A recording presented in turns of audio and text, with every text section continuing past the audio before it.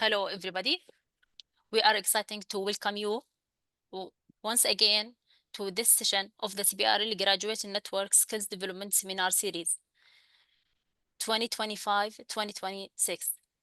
Today's session further by Dr. Robert Bewley, one of the leading specialists in the aerial and landscape archaeology.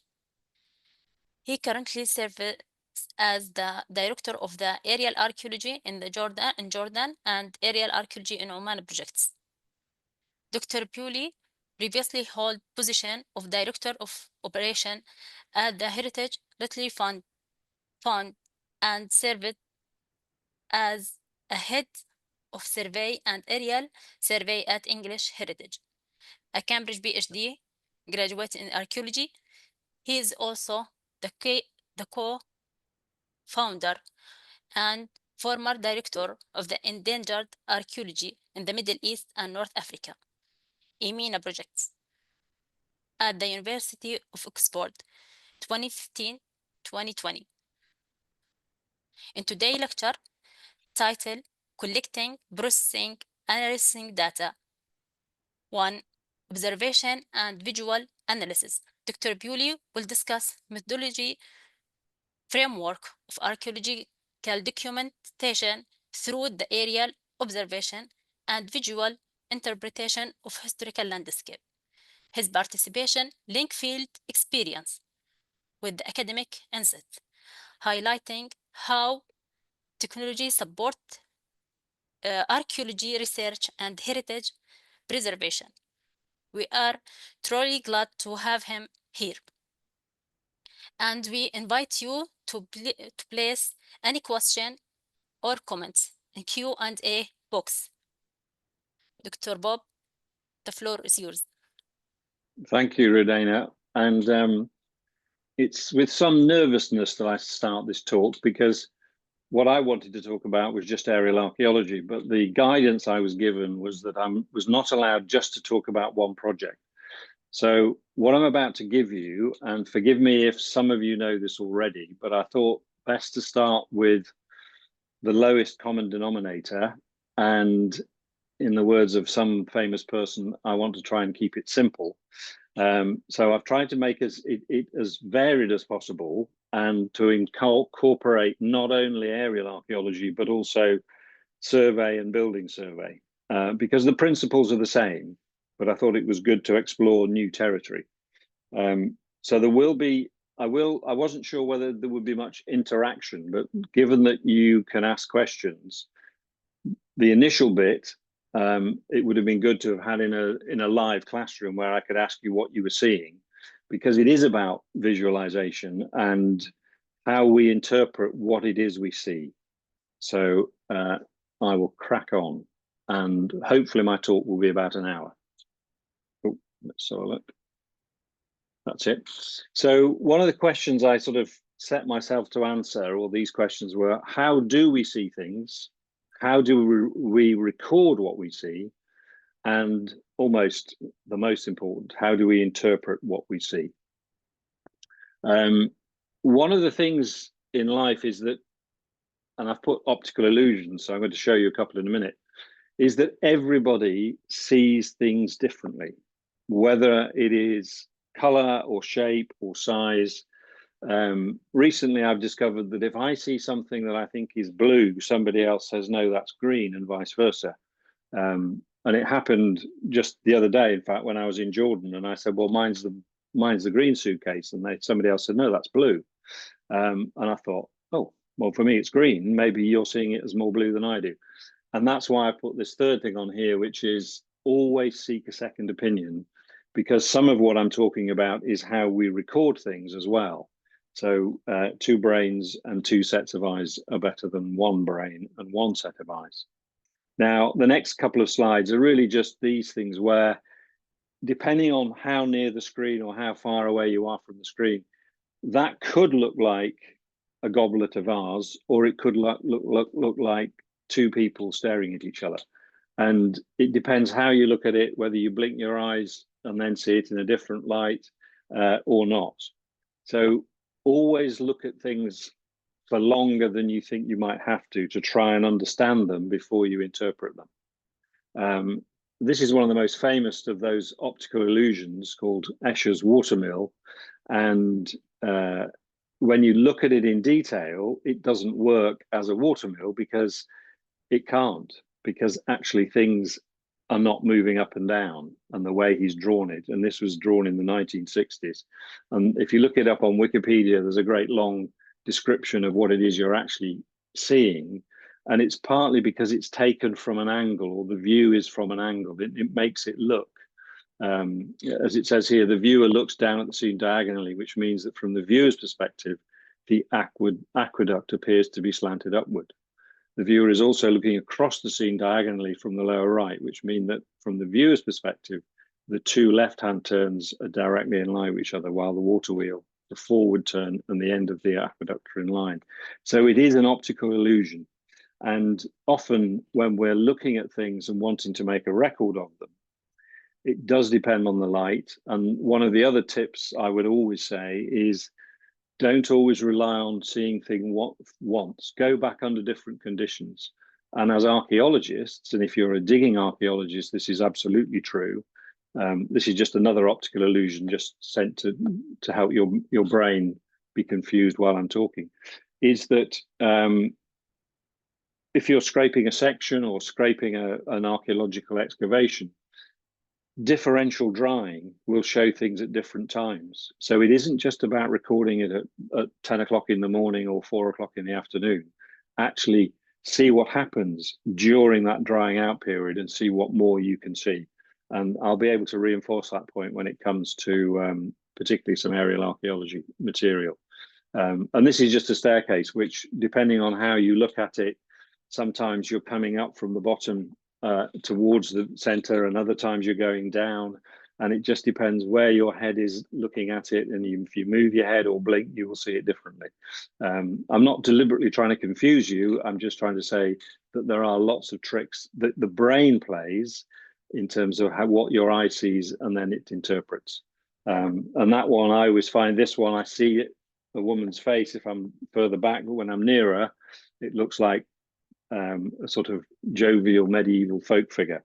So again, it just depends what you see. And then the famous one of the number of elephants' legs, when you look at the legs, you think, how does that work? No, I'm confused. Is that a leg? Is that not a leg? How many are there?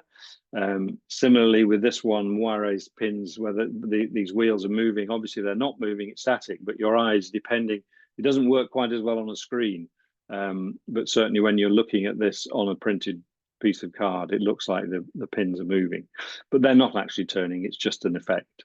And then this one I came across, which I've not seen before, and it says, in this illusion, you can see the word teach and its reflection. Can you read the reflection too, and what does it say? And automatically you think, well, of course it says teach, but also it says here the answer is actually learn. And that's quite useful as a trick of showing that things are not always as they seem. And then I think this is the last one, and this can either be a duck or a hare, depending on how you look at it. It's two animals, but it's the same picture. So again, that's why I said in the earlier bit, always try and get a second opinion if you can. And then the other one that I've made reference to, this one, in terms of everybody can see different colors in different ways, and what number do you see in the circle? And if you're seeing the number 26, then that means you can see this particular band of color. If not, then you're seeing things differently. And it says here, you should be able to see the number 26, but people with various degrees of color blindness may only see the 2 or the 6. So again, not everybody can see things that everybody else can. And that's again why I say two eyes are better than one.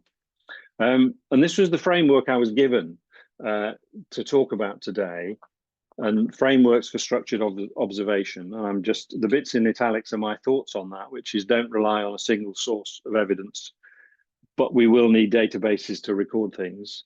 Workflows for visual analysis, and I wasn't entirely sure what that meant, but the changes to the light during the day, I've already made reference to excavations that you see soil profiles or soil that you've troweled or hoed or whatever you may have used in different ways as they dry out.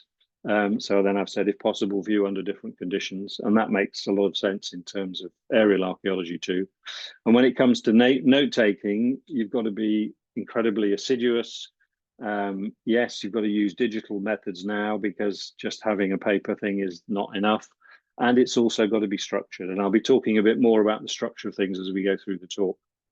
And then documentation tips for field work, both structure and freeform. And as I've already said, 2 brains are better than 1, 2 angles are better than 1.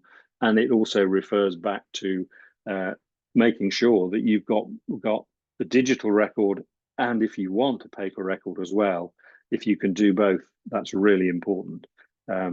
Because there is that famous phrase which is to make a mistake is human, but to really foul things up takes a computer.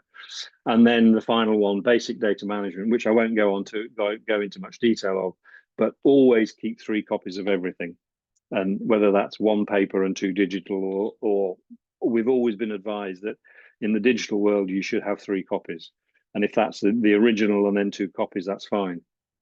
Because as in life, if something can go wrong, it will go wrong. And the worst thing that you could befall you is you lose all your digital records, whether they're photographs or not. So the next bit is truth, belief, or interpretation. And this was just to help me try and structure the talk. And there are many forms of survey. And the reason I said truth, belief, interpretation is that people often think they're in archaeological recording and in archaeological survey, they're looking for a truth. And I've always taken the view that actually there is only the evidence that we've got and our interpretation of it. But that whether somebody in the end says that's true or not is really not for me to say. But the best I can do is say, well, that's what I saw, that's what I've drawn, and that's my interpretation. You either believe it or you don't. And every interpretation should be questioned, because the more evidence, the more you will then begin to understand. And there's a tradition in Britain, and I think it was developed in Britain more than anywhere else in the world, which is earthwork survey, field survey.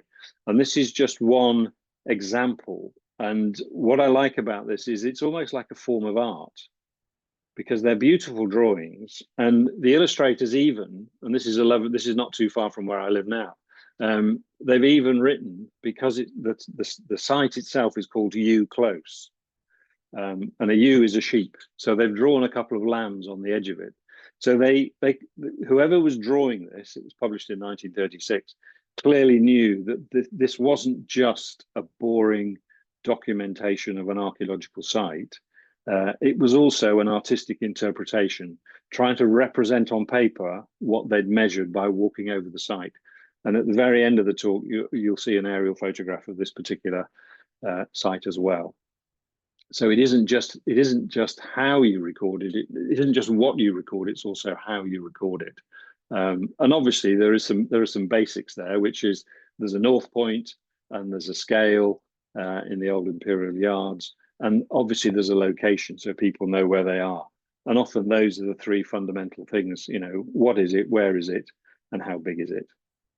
And here's just another one, just out of interest, Appleby Castle. Again, just to show that it's not, this to me is art. It's as much art as anything else, but it also has a huge amount of information, because it also tells you in this section at the top, the interpretation of how old the oldest bit is, second half of the 12th century, and then into the late 12th and all the way up to the late 17th century. So again, it's not just the depiction of it, it's also an interpretation. And again, you've got the basic information of a north point and the scale as well, so you know how big it is.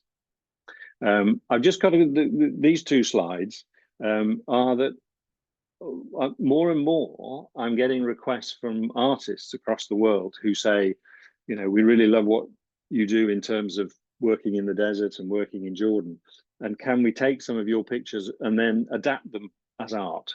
And I'm not making any comment or interpretation of how much I either like or not the art, but that's the way the artist has seen either photographs archaeologists have taken or they'd been in that landscape and then taken a picture and been inspired by other people's work.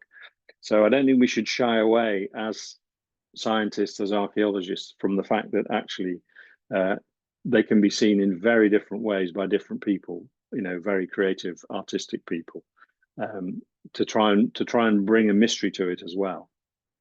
So truth, belief, interpretation. I got this example of often how things work. And this was a story I was told by an air photo interpreter who had worked. He'd been taught by those people who were working in the Second World War and looking at vertical air photographs. And this is a story of Hamburg, a very, very important city in Germany on the River Elbe.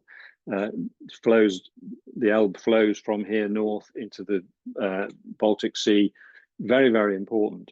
And one of the things that happened in the Second World War on throughout the whole of Europe, Britain as well as Germany and everywhere else, is that they were trying, the British did it, the Germans did it, they would try and camouflage important places that they didn't want the enemy to bomb.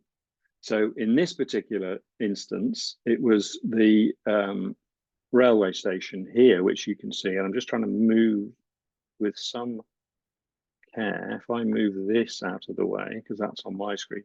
If you look at the station before camouflage and after camouflage, they've tried to hide the camouflage so that when the RAF came over, they wouldn't be able to see it and therefore might miss it, which wasn't difficult. This is just to show how dreadful the bombing of Hamburg was. Completely destroyed huge sections of the area, and that's a more detailed photo of you see this southern bit of the reservoir completely covered over with effectively false information that you can see from the air.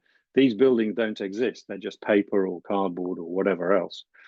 And the reason I'm showing you this story is that the intelligence services said, we know there's a really, really important communications building in Hamburg, but we can't find it. So we don't want to bomb the whole place. We want to just find that the communication center and try and disrupt their communications. But it's a very, very important communication center. So somebody said, well, and they flew over day after day after day to try and identify which building it was. And then somebody said, why don't you let the Germans know that you want to bomb that building and see what happens? And the very next day, they flew over and they found this very long building, and they'd started painting camouflage on the roof of the building. So they said, that's your communication center. And so they were able then to destroy the building, both using troops that have been infiltrated and also from the air.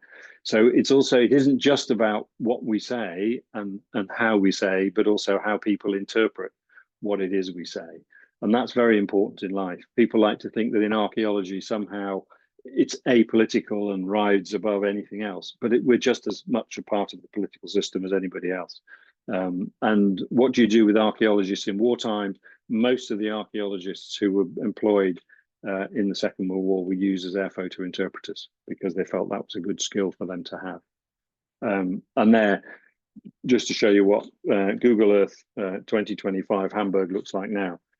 So all that camouflage obviously gone, and the station's still visible. And while we're on buildings, one of the things we were asked to talk about was structured observation.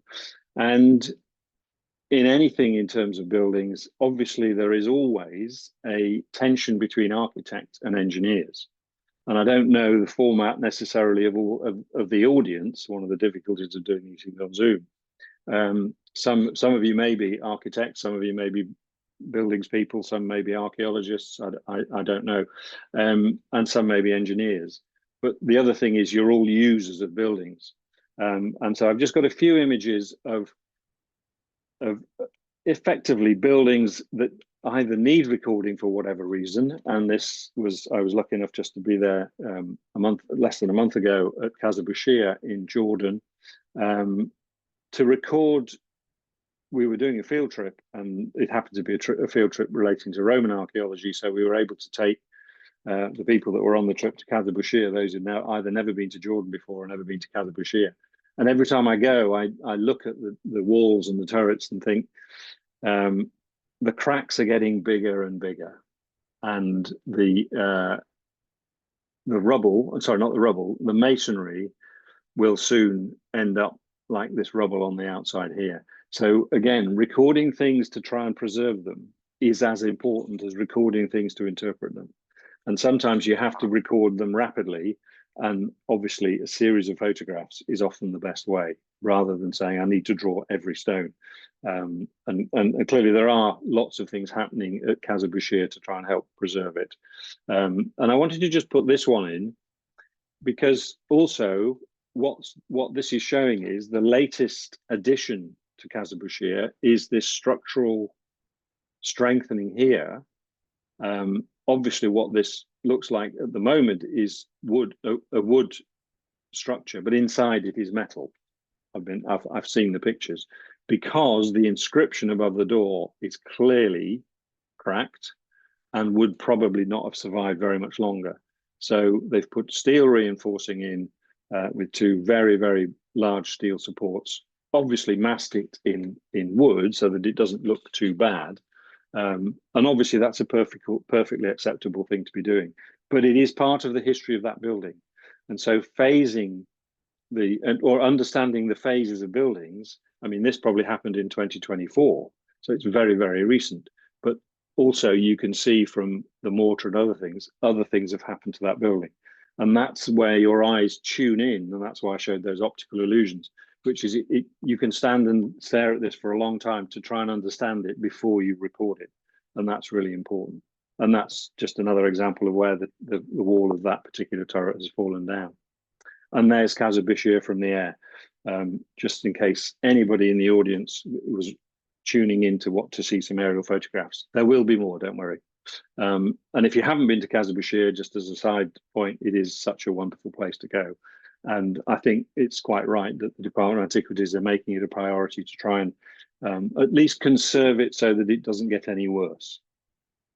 And I took this picture this morning. We've got some friends visiting just at this time of year, and I wanted to show a picture that shows the development of a building in one photograph. And this is a castle just near where we are. It's called Sizer Castle. It's had effectively one family has owned this castle for 800 years. And the phases, even today, when I was trying to understand fully all the phases of this site, one piece of paper said that this was the original building and the solar tower, the living quarters here, was later.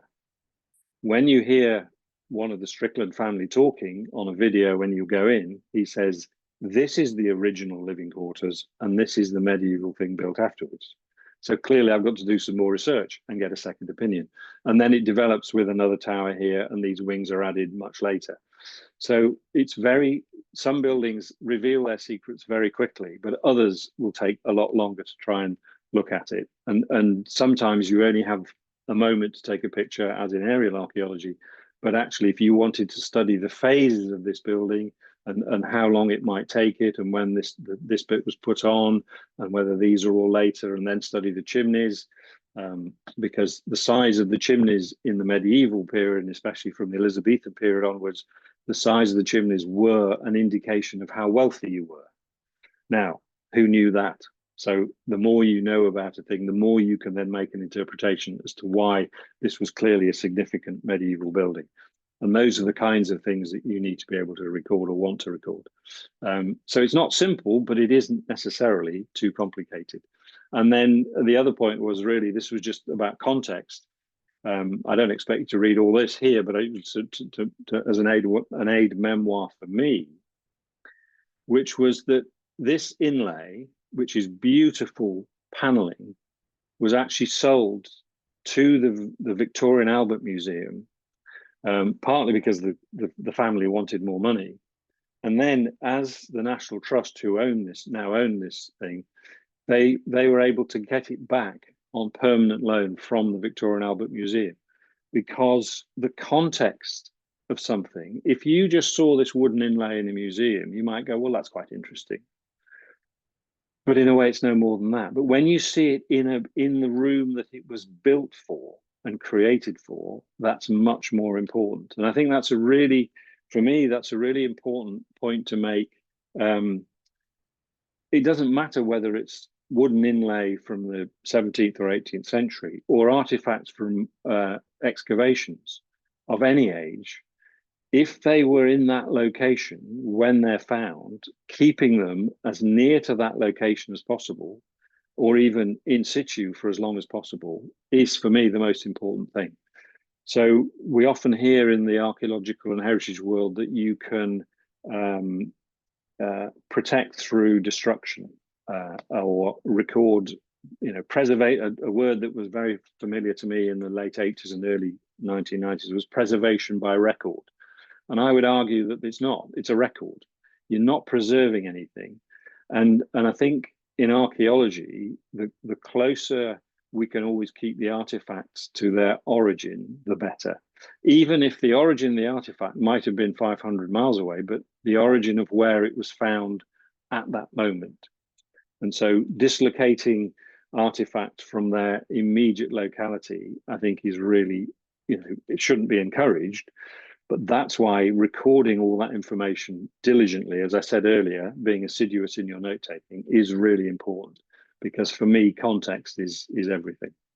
I have a very quick anecdote on that, which is I once did a dig on a Bronze Age site in northern Britain, in Cumbria, and the British Museum wanted to fund my excavation so they could have all the pots in the British Museum. And I said, well, no, I'm not going to take your money if it comes with those strings. I want those pots to be in a museum in Maryport, because there's very little else in Maryport. There's a Roman fort and other stuff, but nothing from the Bronze Age. And I think it's absolutely right. And the curator that I was talking to at the time said, well, no one's ever refused a grant from the British Museum before. And I said, well, I have now. And then this one, some of you may recognize this. This is actually just off Paris Square, which isn't a square, it's a circle. And it's not far from the CBRL office. But that's why I had this kind of subtitle, Architects, Engineers and Users. Because I walk this little bit to go to my hotel when I'm in Jordan, I just love it, because you can see that the people doing this piece of infrastructure, they've got a lovely street coming here, and then we've got to have a slope down to the thing. Then you've got to come around the corner and have steps. And then you've got a vertical drop there. So the flow is lost completely. And yet it's a workable solution, but it's not elegant. And one of the things we're often recording is immediate decisions that somebody has to make, and it's probably to do with land ownership or everything else. And had they had more time, you could have had a lovely curving sweep that would have suited everybody. And I just love this sliding mess where you go from the pavement to this slope to this. How you would record that, who knows? But I couldn't resist taking that picture. Now, I won't go into too much detail here, although there's a lot of detail on screen. But if you want to know more about what we refer to in Britain as buildings recording as architectural investigation, do go to the Historic England website, because there's lots and lots of detail. And the next few slides, as I go from buildings into more archaeology, is about the levels of survey, because there are in English heritage, historic England's parlance, they've got 4 levels of analysis, and we'll go through those slightly. In a way, it doesn't matter how many levels there are, but it's trying to pick the most appropriate level of analysis for whatever survey you're doing. And I know that CBRL has many projects looking at the history of particularly 19th and 20th century buildings. So I hope it's relevant. And as a context for that, it isn't just recording for the sake of recording. Often it's to do with thematic aspects of the built environment, because there's been a major political event. So Historic England, I won't go into the detail, but English heritage and Historic England are effectively the same thing. But it's a long story. This was the most successful book that English heritage had ever published, which is basically an architectural investigation of the remains of the Cold War, because most of the people who were interested in it had lived through the Cold War from 1945 up to 1989. And I remember when Wayne and Roger and Paul Barnwell were asking, saying, well, can you fly around and take aerial photographs of these things of the Cold War? Sometimes it was just piles of concrete in the middle of a field that used to be, say, a listening post But the day after the war ended, the Cold War ended, the farmer knew that he wouldn't need this listening post, so they were literally destroyed overnight. So we had to do a rapid survey, and that's kind of level one of your survey. Other ones are like this, sort of a spin-off, which is the archaeology of gunpowder and military explosions. I've just picked two. There were other ones on hospitals, and there've been other ones on the jewelry quarter in Birmingham. You know, there's a whole variety. You can find them there. And so, and again, I'll only read the bits in bold, really, or the most important thing, which is buildings. The purpose is to document a building's history. And why do you want to do that? Well, you want to try and inform the conservation and the future strategy of how you would conserve that building. If you think back to the picture I showed of Casa Bushir, that's why we're doing it. There has to be a reason to do it. It's not just to make a record for its own sake. And then another one is to fulfill planning requirements. So if you want to make changes to a building, you have to know it and understand it before you can do that. And then finally, understanding the significance. Other people, if you were in an academic department, they might put understanding significance first. But actually, conservation, understanding, planning, they're all part of the same thing of what we're doing. It isn't just because we want to make a record. There has to be a reason why you might want a record. And I like the fact that, you know, understanding significance is there. It's very important. And then core principles. We draw evidence, and I've been bashing on about the need for evidence from the buildings and places themselves, from their materials. What are they made of? Their form and function. What do they look like? What they're used for? Their decoration and their layout. And the same goes for archaeological sites as well. And there, the bullet points are just saying the different types of investigation you could do: in-depth building, analysis, interpretation, along with extensive historical and archival research, which includes maps, measured survey, actually measuring it using a tape and a pencil and everything else, historic area assessment, see what else is near it, if it's a single isolated site, or is it one of many, and why are there so many there? There must be a historical significance there. Rapid urban survey because of a massive change, whether it's a new housing estate or building a road or a railway, whatever it may be. And then the final bullet point is very important, and it says rarely use one method in isolation. And in this, it's saying our work, but everybody's work, whether you're an archaeologist or a building person, is about the synthesis of techniques in order to produce the most rounded understanding of significance possible. And not only just significance, but also to produce the best record you can possibly do, which is important. And then why the results? The results can be guidance documents, advice and books, as it says, different techniques. And if you take one building type, say places of worship, you would then start with a site investigation, and then you would decide how much detail you need to go into for all of them. And then, as I've been showing, you can have national scale projects, or you can look at a small area of a particular town. It just depends what you need to do and why. And usually there is a reason. It isn't just about, I'm interested in medieval buildings. It's that somebody wants to make some change, or in a particular area, particular historic buildings are under threat. And so that's why you would do that particular survey. And here, the Historic England talk about the levels of analysis, 4 levels, from 1 to 4, 1 being the rapid, 4 the most detailed measured survey you could possibly want. And then at the end of that, it isn't just a drawing and a record, it is a heritage statement. And it says a common output of analysis for planning purposes. And then when researching an individual building or a smaller rated group of buildings, measured survey and in-depth investigation provide the best results. I mean, that's self-evident, but unless you've done that, you're not going to get to a heritage statement or be able to advise on planning. And then this is a more detailed thing which you can get from the Historic England website about what would actually happen on site survey, the historical research, the phased analysis, that business of trying to understand the phases of the site, that size of castle I showed you, and then going into immense detail of paint analysis, dendrochronology, sorry, I've repeated it as well there. I've just done the cut and paste. And, you know, again, looking at the growth rings of the wood will give you a really detailed understanding of that building phase. But that's only when you're doing really, really detailed stuff. And I've said that already.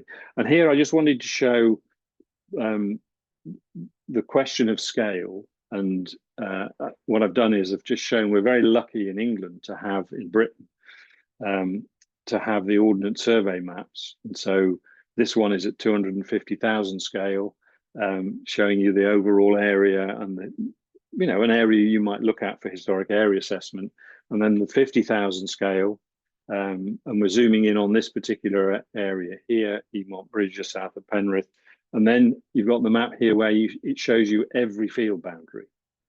And there are at least one, if not two more detailed scales you could go to on the maps alone, which makes us one of the most mapped countries in the world, which is fantastic. Not every country has that. But then also you get to this area of saying, well, I've got to that point, what do I do now? And then it's a question of taking aerial photographs or finding ways of doing it. And this is the reason, as you saw here, there's a henge called Mayborough, and there's another henge called King Arthur's Round Table there.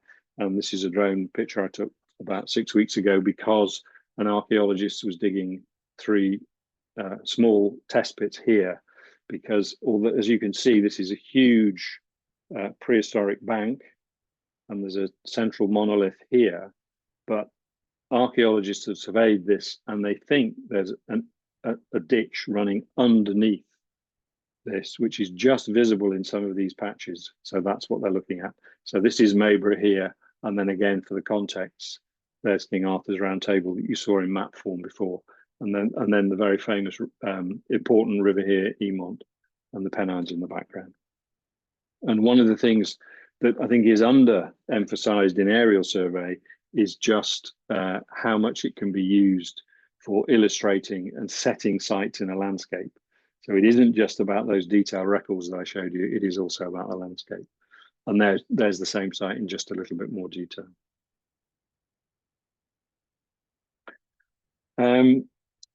I've said a little bit about excavation, but I won't go into it too much. But one of the things that I always found when I was excavating was I always wanted to get a picture looking down. And I happened to be sorting out, we've had some building work done, having just moved house, and I found these old pictures of me trying to get that. So here I am standing on the top of a JCB. Here I am standing on a Land Rover to try and get the shot. And as it says here, bring on the drones. If only, this is 40 odd years ago, if only we'd had a drone to be able to take pictures of what we were trying to see in the particular landscape. So let's get a bit higher. In aerial archaeology, there are essentially 2 types of photograph. There is the vertical photograph, and this is one on the Broch of Gurness on Orkney on the north of Scotland. And the benefit is, from a vertical photograph, you can make a map. You can draw straight from that on there. The problem often is it doesn't take in the whole site because it's a vertical camera mounted on an aeroplane, and it just shoots straight down. When you've got an oblique photograph, you're able to show it admittedly obliquely, but you can get the whole site in and show the context. And as I've said earlier, never rely just on one particular sort of evidence. To have the vertical and oblique together is clearly better than not. Obviously, if you want to understand it more, you've got to visit and do other stuff. And then everyone often says now about aerial archaeology, well, surely satellites will tell you everything. To which the answer is, well, no, because you would never rely on one single evidence. There's no question this is a site in Yemen. Now, if you've no other evidence, because we can't visit Yemen and take drones and take aerial photographs, if satellite's all you've got, that's all you've got. And just try and use whatever your skills of interpretation. And this is from the Endangered Archaeology project that Rudena mentioned, that I used to direct. It's still going on with Bill Finlayson as the director, and hopefully will go on for a few more years yet. This is interpreted as a Bronze Age promontory settlement, hill fort, however you want to describe it. And it's so tantalizing to know that it's such an important site. And probably in my lifetime, I'll never be able to visit it or photograph it again from the air. We just have to hope for better and improved satellite imagery as life goes on. But the transformation for us as aerial archaeologists as an aerial archaeologist was in 2008 when Google Earth came online much more and is now a phenomenal tool. And we use it in a number of ways. We use it to find the sites that we might want to photograph from the air. And if we have no other source of evidence, that's fine. We use it to map our routes so that we can be much more efficient in the air than we used to be. When I first started flying, it was paper maps, and a pen and a pencil and a ruler, and that was it. Now with GPS, you can go literally to the most distant part of wherever you might want to be, take the photograph, and then say to the pilots, right, the next target is 500 meters that way, and you'll be there in 30 seconds. So these are just examples of what my Google Earth screen looks like, both before, during, and then after flying. And just to emphasize that, it records exactly where the helicopter has been, whether there's a pin there or not. So clearly, when you're orbiting this site, you will always find another one and orbit and see more. So there is no question of the benefit of satellite imagery. But like anything else, it doesn't replace the other techniques as well. It's a complementary technique. So you're always building up layers of evidence and information. And then this is just a detail of one. And I thought it would be quite instructive to show you, this is a pretty good satellite image because you can see the scale of this site. It's one of these hunting traps, one of the kite sites, as we call them. And you can see the long strings running off. And there are very few satellite images that showed in as much detail. And then on the APAAME website, on the Aerial Photographic Archive for Aerial Archaeology in the Middle East website, we store our photographs, and that's an important point which I'll come on to, which is the recording of all the information. And then there's the actual site as taken. This is one of Firaz's photos, and you can see the detail. And obviously there are many, many more where we were right above it. To get the details, should anybody either wish to damage it, but you can see there's a bulldoze track across here, or if anybody was to visit it or to ultimately do small-scale excavation. And there's just another view of it, just to prove that we don't just take one shot when we're there, we take more. And then here you can see the strings of the kite coming in there. And then I want to mention this as well, which is in survey, particularly aerial survey, it almost knows no chronological boundaries.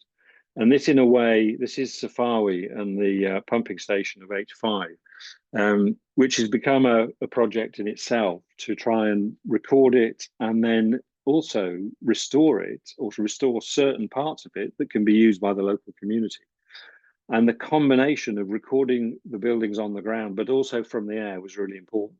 And as we orbited, this is a few years ago now, 2022, we saw more and more. We saw things that we hadn't seen on the ground, and you could see only from the air, and that helps feed it in. And I'm sure if we went back again, we would see other things in different light conditions. And one of the aspects of the Aerial Archaeology in Jordan project is that we've now pushed our seasons much later in the year. We used to fly in September, October for all sorts of reasons, and that was okay. But actually flying in November, and maybe in 2025 it'll be December, is so that we get the best light, because recording is all about getting the right light for that particular either site or set of sites. And because in Jordan, it's effectively upstanding buildings, or as you saw, stoneworks, then the lower the light, the better it is. The more oblique the light is, the greater the shadows. You can see here some shadows, if my cursor's working around here. So that's what's very important. And it's showing it in a context. So these are just pictures of Safawi, and it's a very large site. Obviously now disused, so recording it both in detail and at a landscape level, very, very important.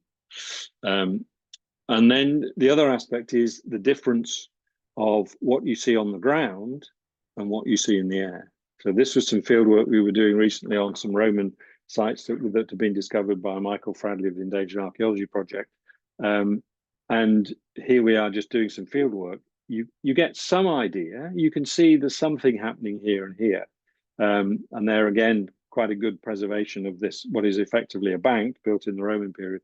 but it's only when you have the combination of them being able to see it from the air that it comes into view. And this is one of the Roman temporary marching camps, and you can actually see the entrances as clear as anything. And because we had this from the air, we were able to go exactly to these points and see them on the ground and assess them to see whether there was any artifacts and any pottery. So now I just want to talk a little bit about data, metadata, but think first about what you need to record. And also I will mention Mega Jordan. So this is the way we record things, having taken air photographs. Much of the material, much of the information is automatically recorded in the camera. So the file name and the original file name, the date and all that sort of stuff. Whoops, that's it, that one there, no, that one there. But we then give it a title, we give it the caption, which is the geolocation.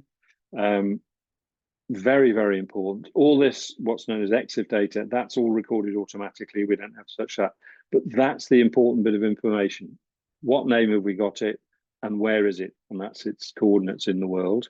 And this is just further information, and then it tells you what the camera was, where it was, everything else. The GPS is recorded in the camera, but the GPS is only recording where you are in the helicopter, not where the site is. So when you're then using this information with Google Earth, you could say, oh, the site's there. And it can be 200, 300, 400, 500, if not sometimes 600 meters away. And that's very important if you were then to visit it on the ground. And then that just carries on, that shows you where it was done and the copyright and everything else. So all that information can then be used for other people. And the same is true, we use exactly the same system when we're recording stuff, whether we take it from the air and on the ground. And then this one is taking it up a level, which is using this software, Arches, an open source data management platform for the heritage field. So the Endangered Archaeology Project uses this, so does the maritime, similar one, MARIA, the Maritime Archaeological Record of Endangered Archaeology. But also it's used in county councils right across Britain as well. So that you've got a standardized record for most of the heritage that's usable and can be analyzed. So you could say, can you give me all the medieval abbeys? This is Whitby Abbey, or give me all the Iron Age hill forts. Very, very important. Now, Jordan is way ahead of the rest of the world in lots of ways because it has its own digital one, which is using through funding through the World Monuments Fund and the Getty Conservation, is using a form of Arches as well. So many of you might know about it, but very, very important in terms of having a standardized record sheet. We won't go into the details of it, there isn't time. And then a visual representation, this is Jerash, just to show it. And at various scales, you could go in at a detail level, or you could look at the area around it. Really important for a heritage management point of view, but also from a research point of view as well. So that's fantastic. Same with the AMINA database, which just happens to be using that similar photograph. If you're not familiar with it, do go onto their website and click onto the database button, have a look, and different versions. And then you can do it distribution maps, because it isn't just about what you put in.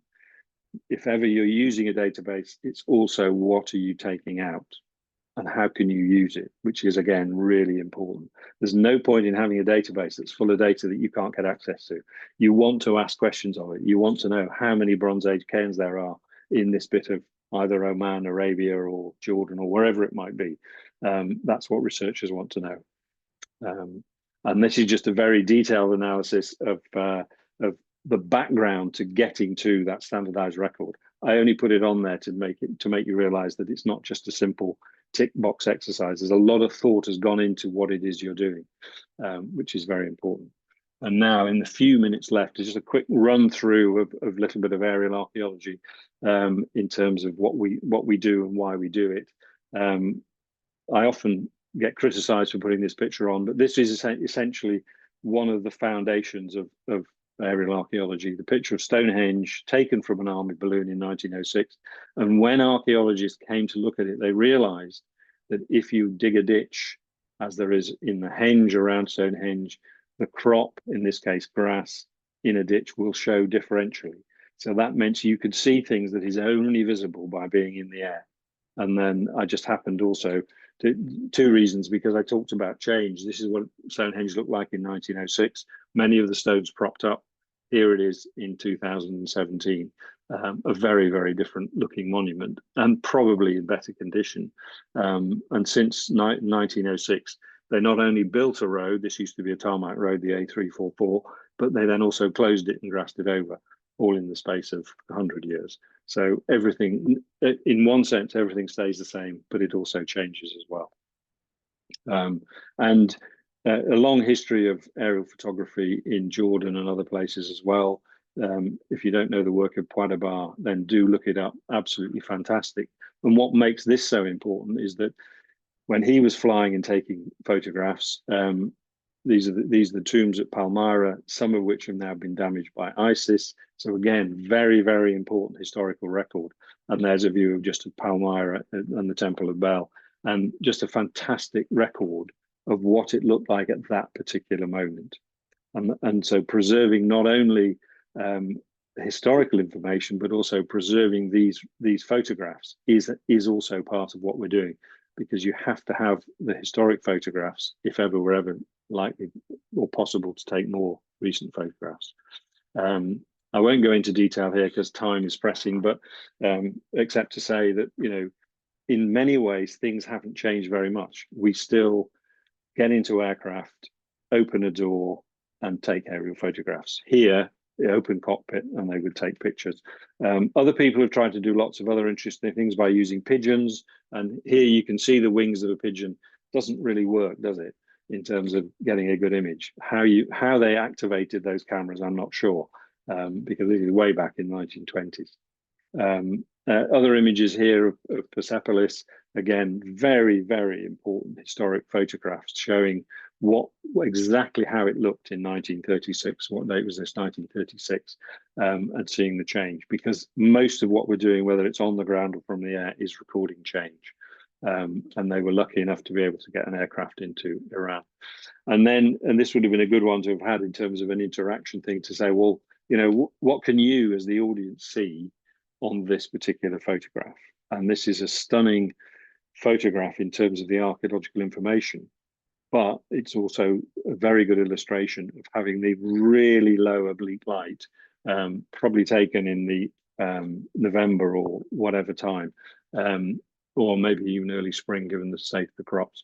And you can see the shadows of the trees, but what it's showing is a whole medieval village and its field system. And it's also showing that much of what would have been part of it, around it, has been ploughed up and gone. And this is one of the last, again, remnants of a medieval landscape that has been ploughed away right across the whole of Britain.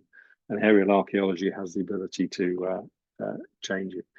And I've used this again, truth, belief, interpretation, one of the most famous pictures of Edinburgh from the air, but it's a fabrication, probably taken in the 20s. The plane was put in afterwards. The cloudscape is put in afterwards. Alfred Buckham, as the photographer, he was able to do that in the darkroom, and he had a whole suite of different cloudscapes that he could put on depending on what the picture was. And then he would also add in the aeroplane as well. So we think we've been doing Photoshop and everything, but it's been going on for 100 years or more. And again, like I said, is it belief? Is it interpretation? Is it truth? It's a lovely photo. It's the most ordered photo from Historic Scotland because it's just such a fantastic image. So again, it's art. And this is taken from a friend of mine's presentation, Vlodek from Poznan. And it's a classic one of being, if you're at ground level, you can't see the pattern. So if you get higher, yes, you can see the pattern. And that's the basis of aerial archaeology. And again, as long as it doesn't matter what the aircraft is, whether it's a helicopter or a high wing thing, that's what it is. The techniques are much the same in terms of the equipment. Now we've got GPS maps. You need a headset. You need a strong stomach. You need to, often the long day, so you need food and drink, warm clothes, head for heights. It's not simple. And then these next few pictures are of what we call prop marks. Some of you will have come across them before, others not. But this is the only angle you can record them in the right conditions. 1984 was a very hot, dry summer, so very important. I think this is 1995. And what I like about it is that it's rare that you get both barley on the right, the yellowy one, and wheat on the left, showing their secrets at the same time. And the way that crop marks work is if there's a ditch with soil in it, then the crops above the ditch grow taller and stay greener for longer. They grow taller because there's more water and more nutrients. If there's a wall, the opposite happens. There's fewer nutrients, less water, and so they ripen earlier and they go yellow. And that's essentially what you're looking at there, is the crop mark, what we call positive crop marks. And so it's very, very important to try and fly at the right times of year to capture them. And in 1995, I was lucky enough to be down in Dorset.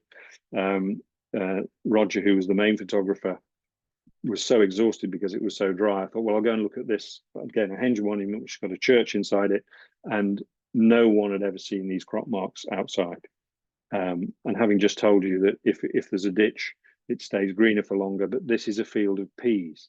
And what happens in peas is that they grow taller, but then they fold up. And so you actually see a yellow leaf that's curled up because it can't expand anymore. That's why it's that color. So we had to change the whole protection regime because it isn't just a henge on its own. It's surrounded by other Neolithic and Bronze Age material.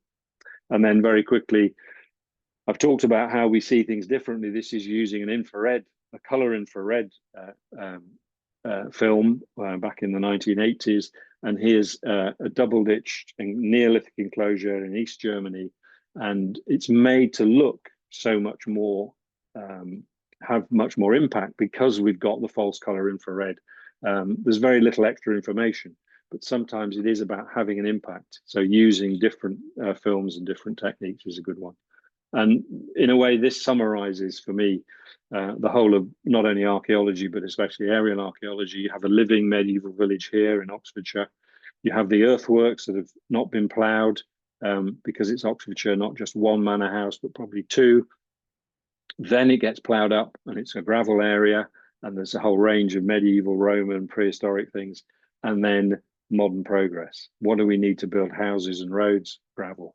So this is now protected and can't be extracted, but that you can't tell me all of this didn't continue and was destroyed. Luckily, it was excavated.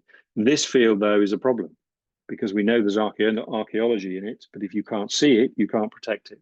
So other survey techniques will be needed to show what exactly goes into this field, but it will be a similar pattern to this. We just can't see it. If you can't see it, you can't protect it, because how do you make a record? You say, well, we hope there's archaeology in there. In a way, that's not good enough. And then finally, just to talk about drone photography, again, a lot of people have said, well, drone photography is the answer to everything. Well, it's not. To do what we do in Jordan and fly around in helicopters and record 50, 60, 70 sites in a day, to do that in a drone would take months because you have to go to each site unless you've got the big military drones, which we don't have. You know, most drones will fly for 25 minutes, 30 minutes. You'll be able to do 2 or 3 sites. And the reason I like this particular photograph, there's many, many reasons, not just that the ditch of this probably Anglo-Saxon ringwork is full of water that's frozen. The light is very, very low. So we now can see features inside the platform of this site that we've never seen before. But even better, I could take this photograph by sitting in my garden table in my former house in Wiltshire with a cup of coffee and just send the drone 200 meters north, and take this picture. So drone photography gives us a completely different level and ability to take detailed information when the right conditions are there. So it is about being at the right place at the right time. And drones are, without doubt, a really important addition to the aerial archaeologists toolkit. And here, this is a site I've been wanting to photograph for ages. All right, need to go, low light, fantastic, get there. The low light's great, but so's the tree cover, so you're not seeing what you want to see. So I had to go back, in fact, 3 times to try and get the light right so that you could begin to get the internal layout of this particular site. Time doesn't let me say more. I said about being in the right place at the right time. This is a photograph I took of this hill fort, which is just near the other one. way back in the 1980s, and it was a site that wasn't really very well known, although it was protected. And I was hoping air photography would give us a bit, but the light is dull. It wasn't particularly good. It was in the summer. We were looking for crop marks. So you have to go back under the right conditions. And I was able to go back with a drone. And here I've just done a landscape shot, but we've got lots of vertical shots as well to show the detail of that particular site. Because actually we say it's a hill fort, but we don't really know what it is. So much more work is needed. And then again, just taking, super shots of stone circles or whatever to try and highlight just how important recording these sites are from the air whenever we can. I'm distorting it because that's me standing there with a great long shadow. So I really should have taken myself out of the shot because it looks as if I'm a standing stone in the middle. But at least I've admitted it to you. And I just love the picture of the fence, the gate as well. And then almost finally, do you remember that when I started, I showed you the earthwork survey and that was somebody's interpretation? This is what that site looks like from the ground. So if you aren't convinced by the need for air survey or the desire, apart from it being great fun, this is what sites look like from the ground, and that's what they look like from the air. And that's the excitement of it, which is you can just see so much more, and it's rapid. And this alone, these photographs alone, will just generate so much more information, which is good. So conclusions: don't rely on a single source of evidence. Question and check your observations. Everything changes, be it the site, be it the light during the day. View under different conditions. Visit often. As I mentioned at the beginning, be assiduous in your record keeping, whether it's analog, digital, unstructured. Online databases, absolutely wonderful. Documentation, consult with colleagues. 2 brains are better than 1, 2 angles are better than 1. Check and double check. And data management, always keep 3 copies. I think that maybe nearly my final slide. In terms of everything changes, we've been flying in Jordan for nearly now, well, I think it's 28 years, nearly 30 years. I have never until March 2024, as it says here, seen the Citadel looking so fantastic in green. And not only that, we were lucky on that particular day to have a pilot who said, I will do what I can to get you over the Citadel, because normally we didn't get permission. So he didn't ask for permission. He just told the air traffic controllers that he needed to orbit in his current position for about 3 minutes. And they said, yes, that's fine. And there are sensitive reasons as to why you're not really supposed to orbit there. But we were able to take the 3 or 4 of us in the helicopter on that day, literally hundreds of photographs, and it was looking stunning. So, it's taken 28 years to get what I think is a really wonderful photograph. So if at first you don't succeed, keep trying. And the other thing is enjoy it, whatever it is you're doing. This was a week I was lucky enough to have in Saudi Arabia where somebody more important than archaeologists took the helicopter away. So we don't dig a Bronze Age cairn. And as you can see, I was quite enjoying myself. Any questions? There we are.